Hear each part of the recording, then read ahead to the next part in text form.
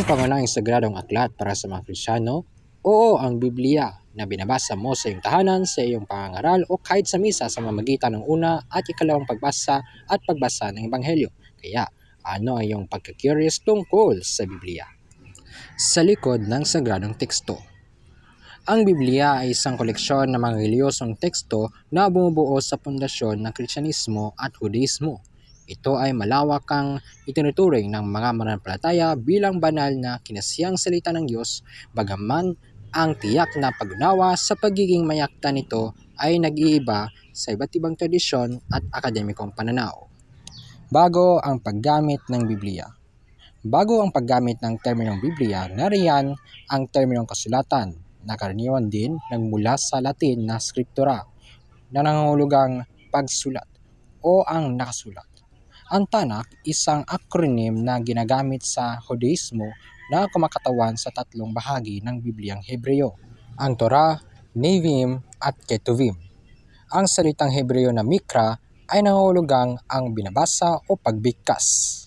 Ang Biblioteka Divina ay banal na aklatan, ang tawag kay San Jerome para sa koleksyon ng mga banal na kasulatan, ngunit siya ay pinakatanyag sa paglikha ng Vulgate, ang kanyang napakalaking salin sa Latin ng Biblia na ipinagawa ni Papa Damasus at natapos noong unang bahagi ng ikalawang siglo.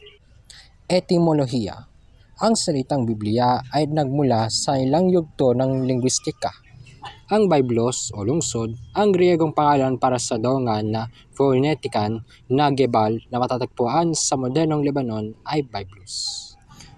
Ang lungsod na ito ay isang pangunahing sentro para sa pagluluwas ng papiro ng Ehipto sa Gresya dahil ang lungsod ay kasing kahulugan ng kalakalan.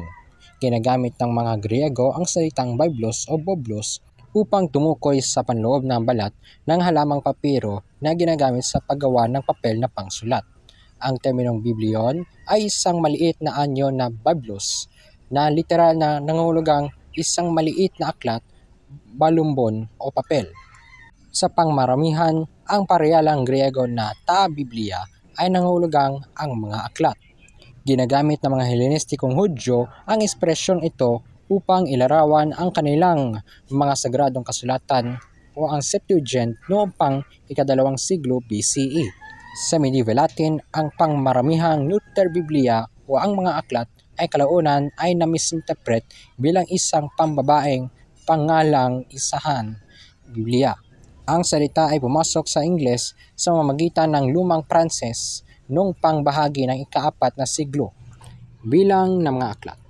Ang Biblia ay may karaniwan ngunit magkakaibang bilang ng mga aklat. Ang Bibliang Katoliko ay binubuo ng 73 aklat. Ang Bibliang Protestante ay binubuo ng 66 na aklat.